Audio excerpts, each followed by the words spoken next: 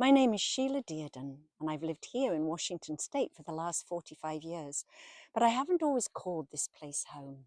I grew up in a rural area in England, a free-range child playing in the woods, the fields, the hills surrounding the place where I lived.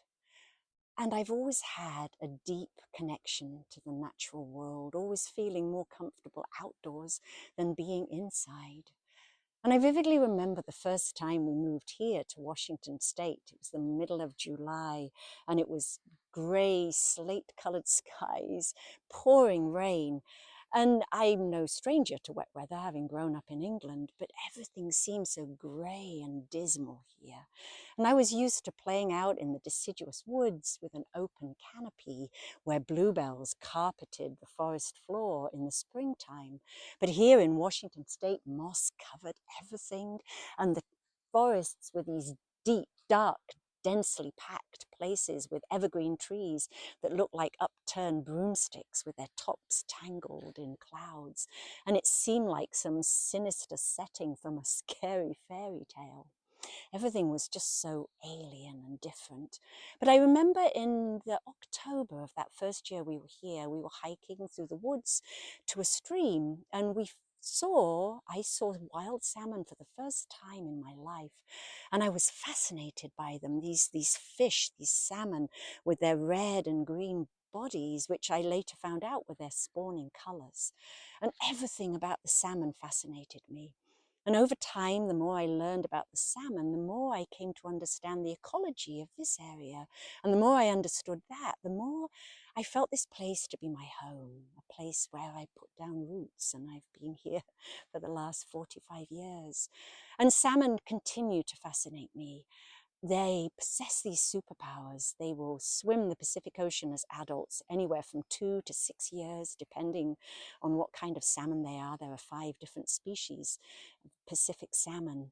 And they navigate the oceans using their bodies like a compass attuned to the Earth's magnetic field until some trigger tells them it's time to return to fresh water where they spawn and then will ultimately die. And as they come back into the fresh water, they navigate their way with their acute sense of smell.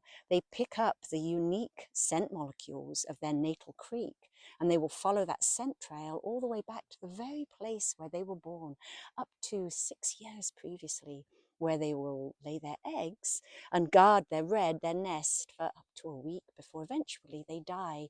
And their decomposing bodies will return those marine-derived nutrients into this creek, which will then feed their young, or all those nutrients that are in this creek will feed their young when they hatch in the springtime, but also they enrich the forest soils around the creek as well. So salmon are a thread that weave the fresh water to the salt water. And just like an architectural keystone, they're referred to as a keystone species. They support the health and integrity of the ecosystem. And over 137 species depend upon these salmon for food, anything from insects all the way to orcas and everything in between. And you hear of early accounts by settlers in the 1800s, late 1800s, early 1900s. They speak of the number of salmon that would return, their bodies so thick in the rivers and creeks that you could literally walk across the river on the backs of these salmon. And certainly in the 1980s, when we first arrived, we didn't see salmon in such abundance, but they were still plentiful, and every year we would welcome the salmon back.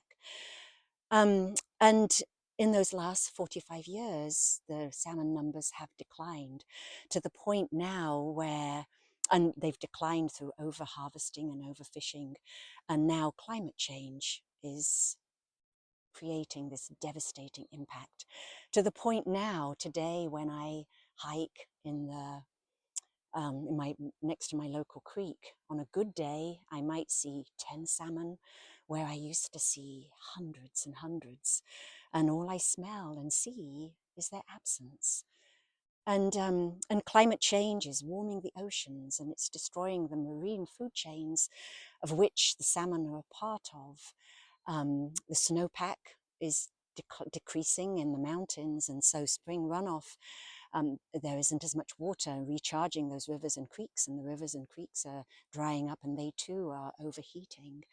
And the list is endless of the impact that a warming climate has on the ecology, the ecosystems of our planet and of this region where we've always depended on living in such a wet place.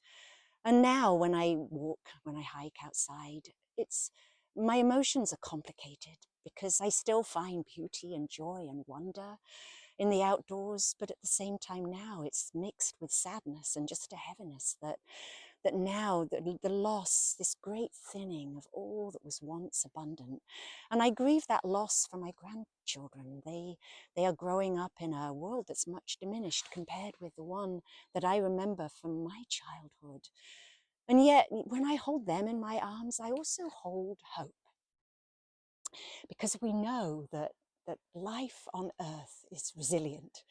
It has this resiliency, and we know that life has the ability to thrive and survive despite all these changes. And if we could just step out of the way and learn to live more lightly, more gently, and more attentively on the planet, then we can protect this beautiful place we call home, and we can remember that we are a part of it and not apart from it. And we can save this beautiful planet for all future generations.